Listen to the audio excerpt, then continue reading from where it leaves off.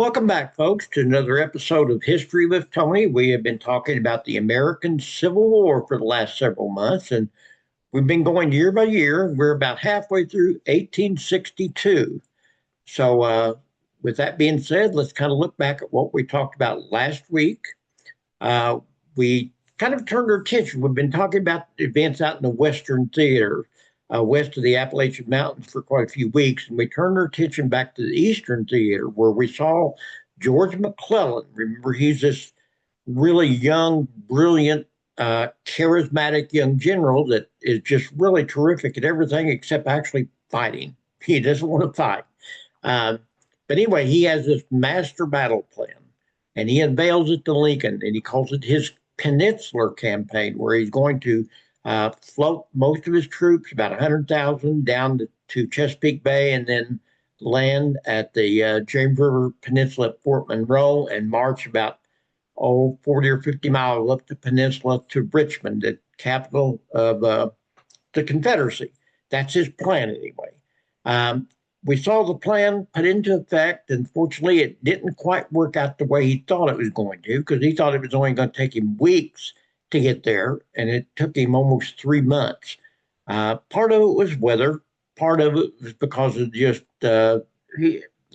McClellan was just a super overcautious person, and he was kind of one of these people that just would not take risk. And as a result, it took him a long time to get to Richmond. He finally reached the outskirts of Richmond when he was finally confronted in battle at the Battle of the Pines by Joe Johnston, who was the head of the Confederate Army there at that time. And Johnston ends up kind of halting him, kind of beating him. In As a sidelight, Johnston is severely wounded, so he's knocked out of the war for almost a year. This is when Robert E. Lee comes into focus. Now, Robert E. Lee had been sitting in Richmond at a desk, kind of being the military advisor to the president of the Confederacy, Jefferson Davis. So Lee is just now becoming the focal point of the Confederate Army. I think we have it in our minds sometimes that Lee was there from the beginning. He really wasn't a combat soldier until about the first year and a half of the war. Um, and he's not really thought of that much as a combat soldier, because he was really trained as an engineer, and that had been his kind of focus throughout his whole 30-year career with the United States Army before he went to the Confederacy. In fact, in case remember I told you they called him the King of Spades because he was in charge of engineering a lot. Um, Lee decided he was going to devise a two-pronged kind of diversionary campaign to kind of keep McClellan and the Union Army off target.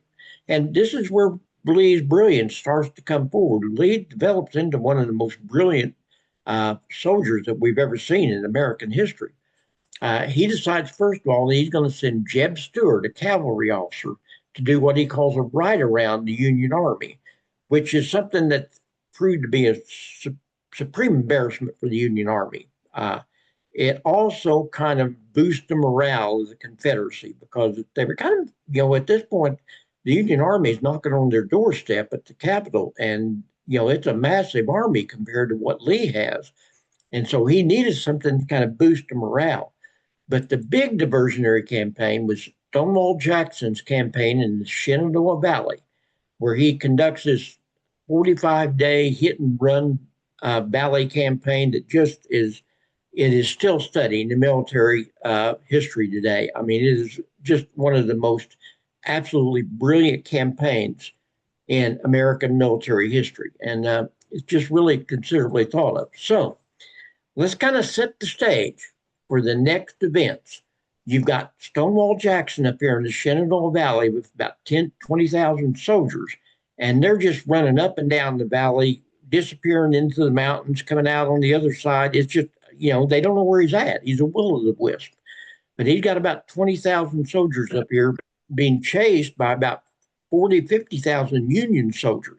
But they can't catch him. They can't find him. They can't pin him down. You've got down here at Richmond, you've got Lee sitting behind the fortifications at Richmond with about 60,000 soldiers. And you've got McClellan just right outside his doorstep with about 100,000 soldiers. vastly outnumbering Lee. You've also got Irwin McDowell, a Union general that has been sent down from Washington to occupy this area around Fredericksburg. Very strategic location. He's only about 50 miles from Washington, so that means he can get there in a couple of days. He's only about 60 miles or so from the Shenandoah Valley, and he's only about 50 miles from Richmond. So they placed him here strategically to send him wherever he needs. The problem is he doesn't go anywhere. He just kind of sits there because they don't know, they don't know where to send him to the valley because they're scared if they do that Jackson will come up to and come down from the north at the Potomac River and attack Washington. They're scared to send him here because, again, that would just leave Washington partially undefended.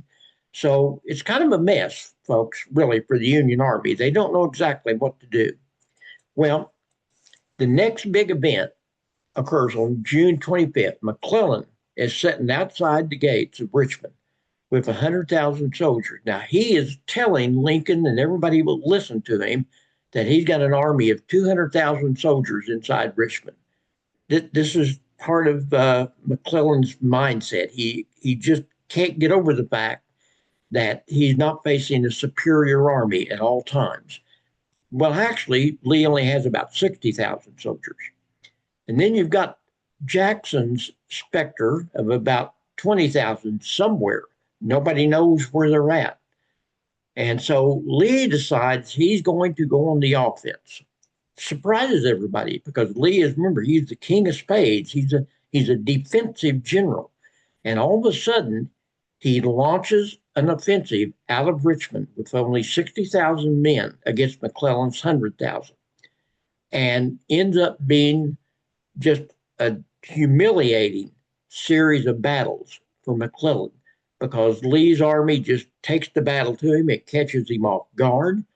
And over the next 7 days, they fight a series of about 5 different separate battles. And the Union Army all the time in what's called strategic retreat. They're fighting, but they're backing up, at the same time. Lee's casualties were huge during this, Battle of the 7 Days, as it's called. And he loses over 20,000 soldiers in those 7 days. But he just keeps pressing McClellan, just keeps pressing him and pressing him and pressing him.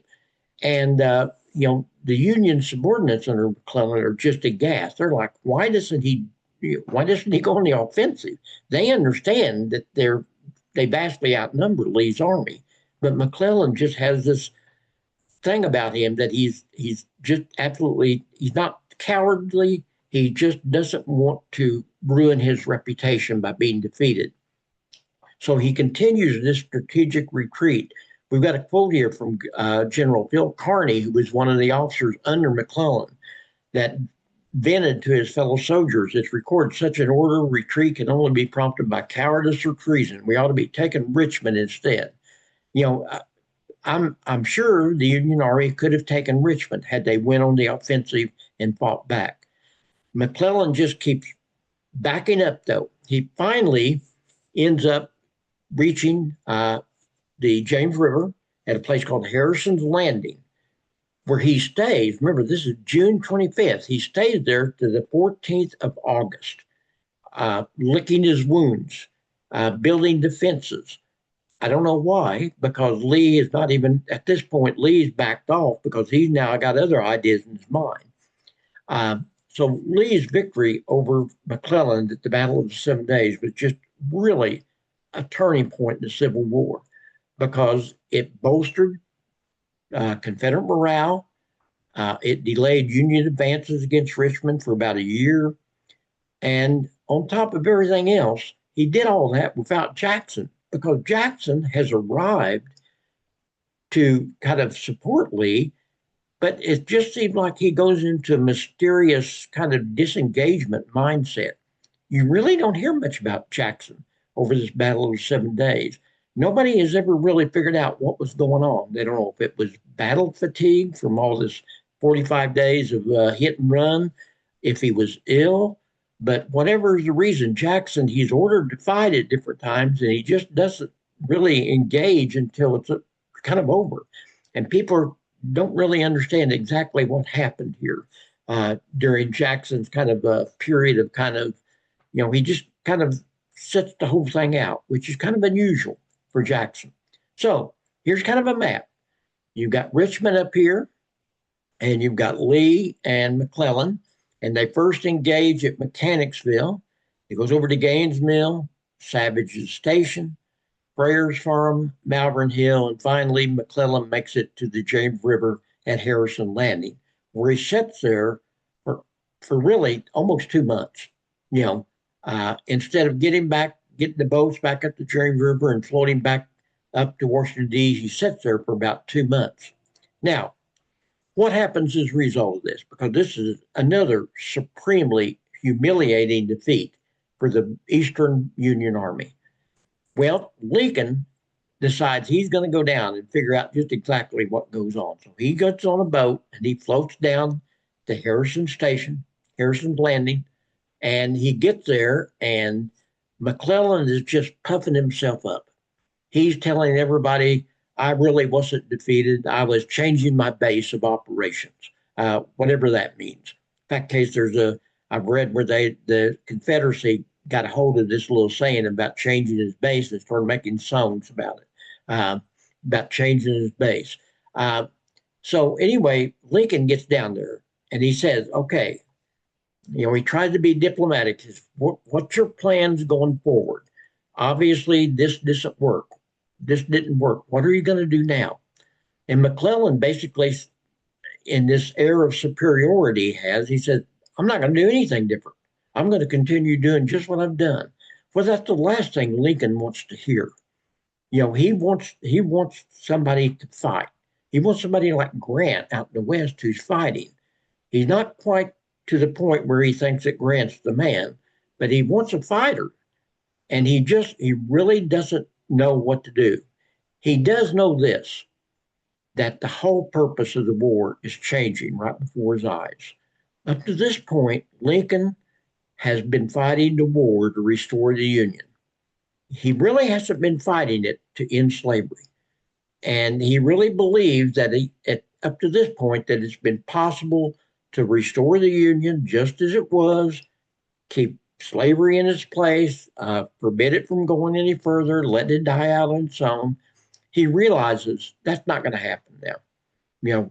We've got to, we're going to have to see this differently now. I'm going to have to look at fighting the war in a different vein. He thought about firing McClellan. He tells people, I think I probably ought to fire him. The problem is, think about this, folks. It's the first part of July, August, September, October. What happens the 1st of November, 1862? Midterm elections for the House and the Senate. And as it was, the Republicans were really kind of on their heels. And he's scared to do too much to offset this because he's scared if he fires McClellan, that will swing a lot of different moderate Republicans over to the Democratic side, because McClellan's what's called a war Democrat. And so he decides, I've got to stay with him.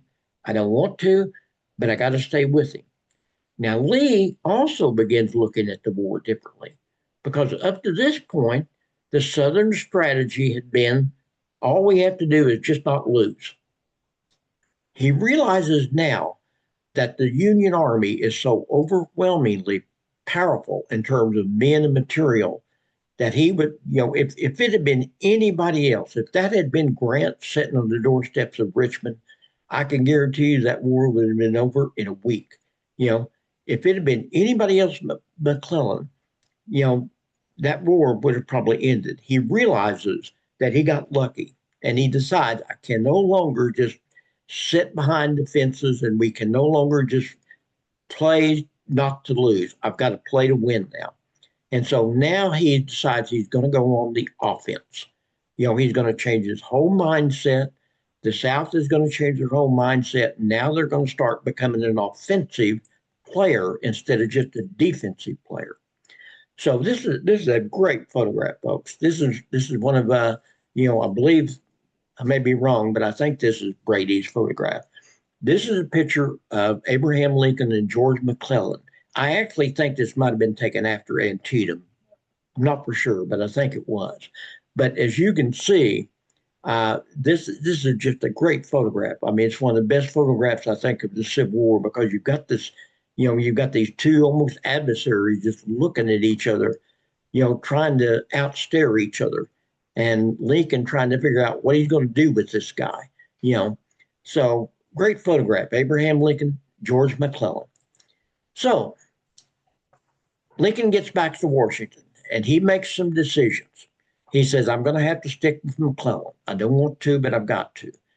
But remember, before he sent McClellan off on his Peninsular campaign, he had removed him from the position of general in chief.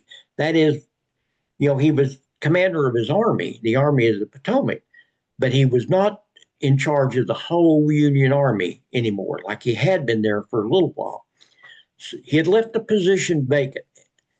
He decides he's going to bring General Halleck from the West. Remember, Halleck is this Old Brains. That's what they nicknamed him. They call him Old Brains. And he brings Halleck back east. And he tells him, you are now the commander of the whole Union Army. Halleck is supposedly this great strategic tactician type general. He's not much of a fighter himself, but he's very good at planning battles, or at least he's supposed to be. Halleck then now appoints General John Pope as the head of a new army that's forming out of Washington called the Army of Virginia. So you got McClellan, head of the Army of the Potomac, and you now got John Pope as the Army of Virginia. What they've done is they've combined the armies of Fremont, Banks, and Shields that had been chasing Jackson all over the Shenandoah Valley, and they bring it all under the command of Pope, John Pope. So who was John Pope? You don't hear a lot about him because he only has kind of a flash in the fire here. But Pope was born in Kentucky, graduated from West Point in 1842, had, like a lot of these generals, had served in the Mexican War. But like a lot of them from West Point, he was an engineer. That's what West Point was, folks. It really wasn't so much a combat training institute as it was an engineering school at this point. So when the Civil War broke out, he was assigned originally to serve under Fremont, John C. Fremont in Missouri. Pardon me while I get a drink here. So he's assigned to Fremont in Missouri. And remember, Fremont got fired really fast because of, again, he was overcautious. He didn't want to fight. But more than anything, remember, he issued this decree freeing the slaves in the Missouri prematurely. That's the last thing Lincoln wanted. So he fires Fremont from the command in Missouri and brings him back east where he can kind of maybe keep a little bit of control. Well, Fremont finds out that Pope is now going to be his person in charge of him. And he says, I'm not doing this. I'm retiring. And so he leaves. He resigns from the army. And you don't hear much about Fremont anymore. He's kind of gone from the scene. He's still a power in the Republican Army, Republican Party, but he's no longer part of the military establishment as such. So now you've got Pope in charge. Pope and Halleck were pretty good friends. Pope also was kind of one of these generals that kind of had a reputation for living off the successes of his subordinates. He would often claim credit for things that happened from people under him. And as a result, he wasn't really very well liked by his fellow officers. It wasn't that he was a bad general as much as it was he was kind of a guy that wanted to steal somebody else's thunder. Let's put it that way. So now what does Lee do? He's got McClellan sitting down here at Harrison's Landing, licking his chops, blaming everybody in the world but himself. So Lee decides he's going to move north. He's going to go on the offensive, and he's going to head back north, and with the target of maybe attacking Washington. And so He gets up his new army of, his army of Northern Virginia, and he heads north out of Richmond, leaving, people there to defend it. But basically, he's taking his army of about, 50,000 or so, supported by Jackson and a man by the name of James Longstreet, which we'll hear about in a minute because we haven't talked about Longstreet much. Becomes very important. Plus, he's got cavalry by Jeb Stuart. So he's got this pretty good sized army of 50,000 headed north towards Washington. He's trying to strike in the Washington, D.C. area, hoping to disrupt the midterm elections in the North. He's hoping to win another big victory. And so McClellan finally, has, after about 2 months of sitting in the James River Peninsula, decides to head back to Washington. So he gets his boats and brings his massive army that he's attained, heads back to Washington, D.C. When he gets there, Lincoln and Halleck tell him, you have to reinforce Pope. Pope is out here. They're aware that Lee's marching north and Pope is going out to meet him. And they're saying, you've got to be prepared now to, to reinforce Pope. McClellan's not having any of that. McClellan says, you've got to be kidding me. I'm not going to reinforce this guy. And he basically writes a letter to Lincoln telling him, says, maybe it would be the best thing to just leave Pope to get out of his own scrape and at once use all of our means to make the capital perfectly safe. Well, that's not what he wants. He wants Pope to be defeated. Now, he can't say that, and, that would be treasonous to say it. But look what he writes to his wife. He writes a letter to his wife, which we have now in the archive. Pope will be badly thrashed, and they will be very glad to turn over the redemption of their affairs to me. He is such an egotist that he actually thinks that, when Pope is defeated, that they're going to return him to power, which they do, surprisingly, as you'll see in a couple of weeks. As August ended, General Pope, so he's got 5 corps commanders. He's got Franz Sigel, he's got Nathaniel Banks, he's got Irvin McDowell, he's got a general by the name of Heintzelman, and Fitz John Porter, who just happens to be McClellan's best buddy. And they are getting ready to face a Confederate army at, of all places, Manassas, the scene of the first battle of Bull Run. Now, we haven't talked about James Longstreet. This is a good place to bring him in. James Longstreet becomes Lee's kind of second in command. Jackson probably held that position until he got killed at the Battle of Chancellorsville in early 1863. But after that, James Longstreet is definitely Lee's second in command. He is kind of his right hand man. In fact, that's what he called him. And so James Longstreet is very important, and he's one of the commanders that's headed north with Lee from Richmond to the battlefield at Manassas. So who was James Longstreet? Because he becomes extremely important in the rest of the Civil War, particularly at the Battle of Gettysburg, which is fought in the middle of 1863. James Longstreet graduated from West Point in 1842, was not a very good student. In fact, he was near the bottom of his class.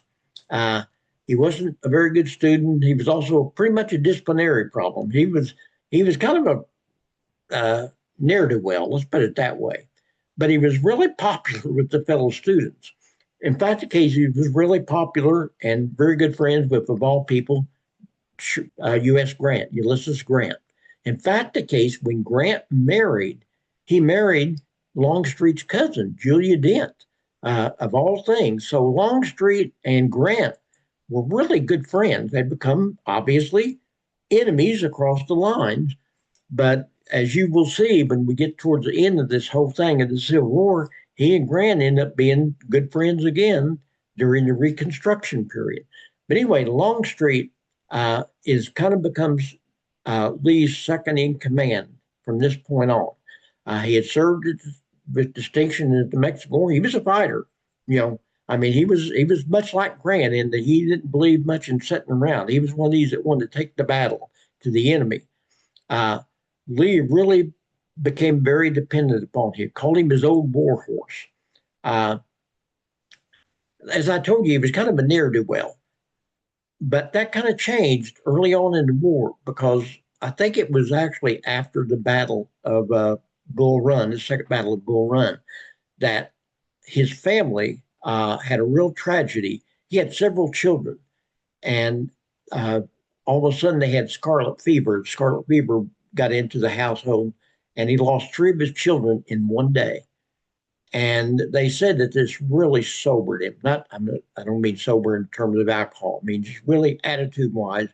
It kind of a come to Jesus moment for him, And from this point on, he's no longer this kind of a wild eyed guy.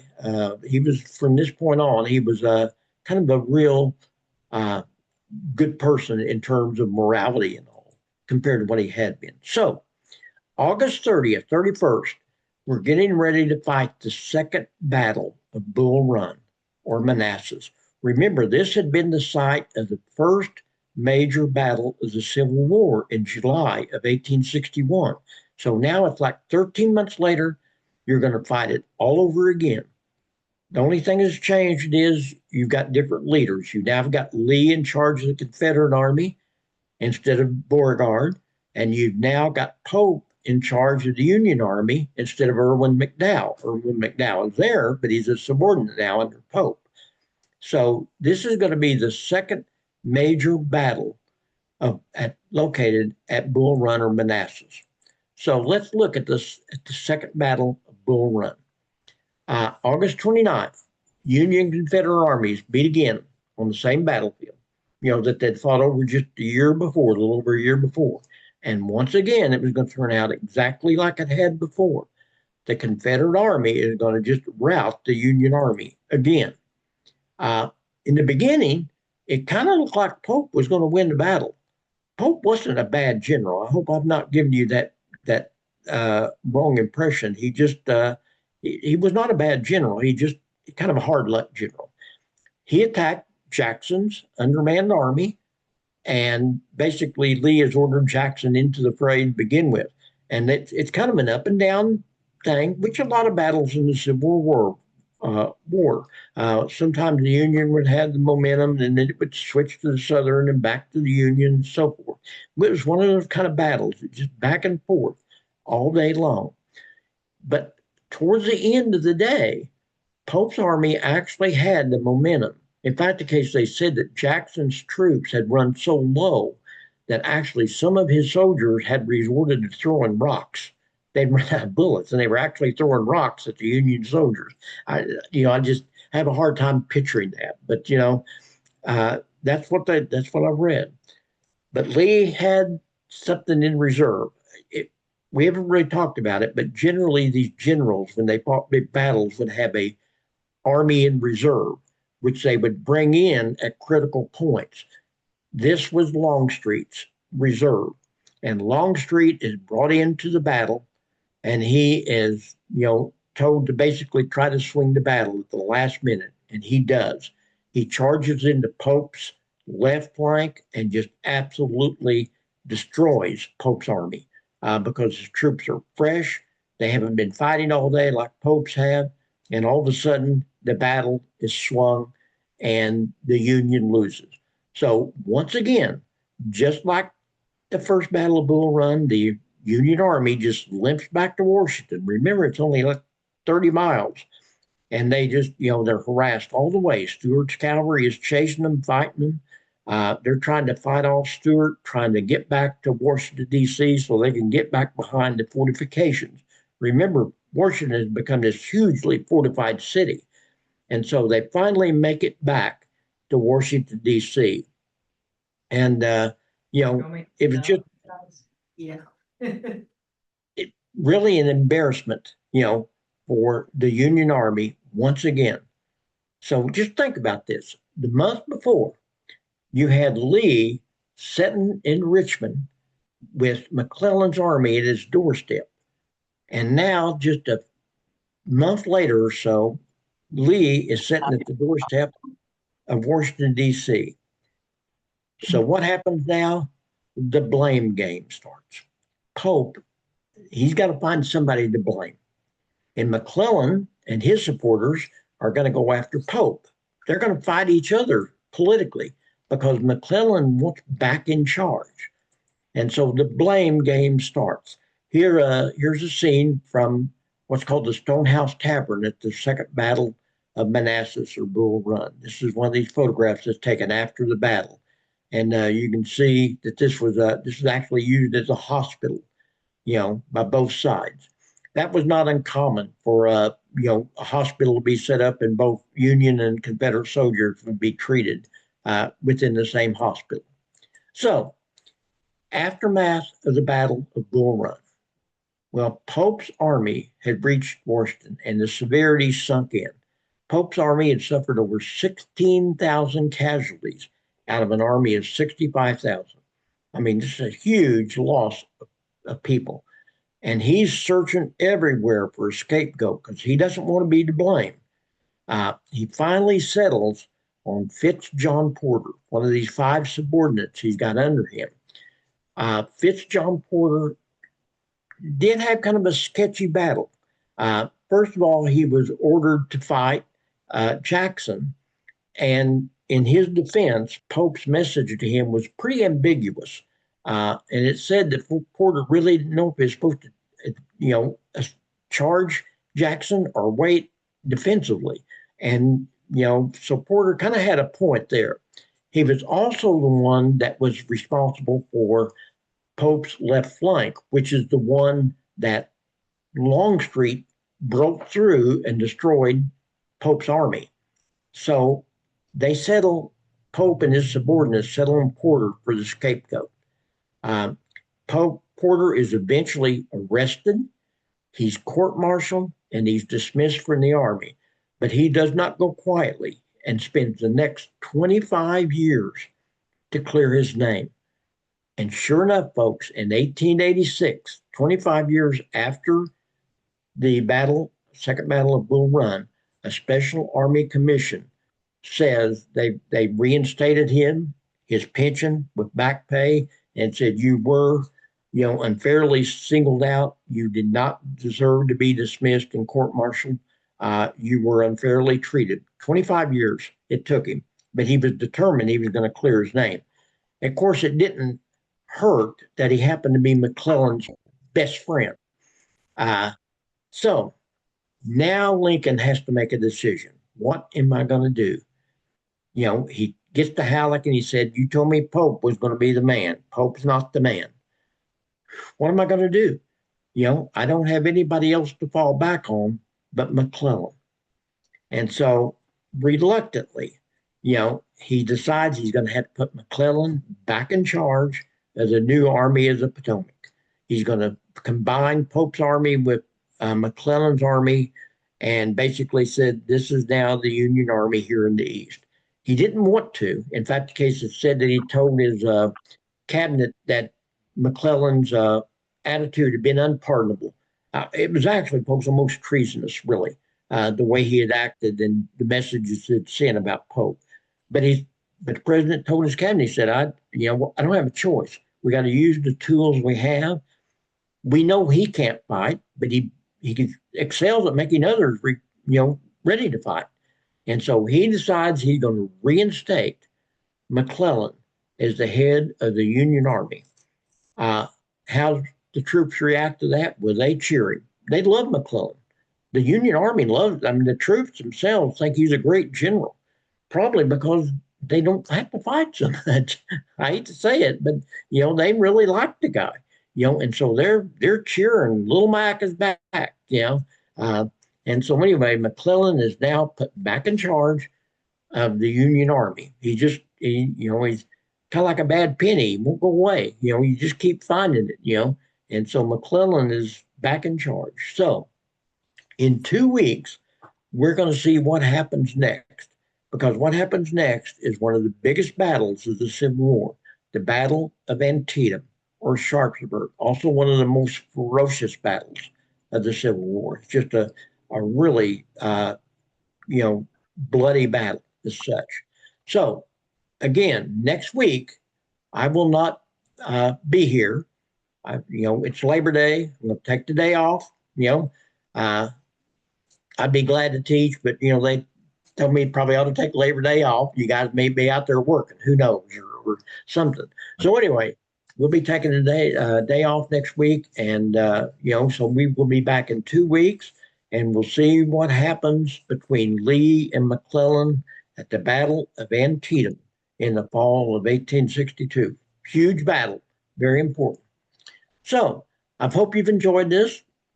Keep doing that lifelong learning that I keep talking about. So keep in there, read, watch the news, try to keep that mind active.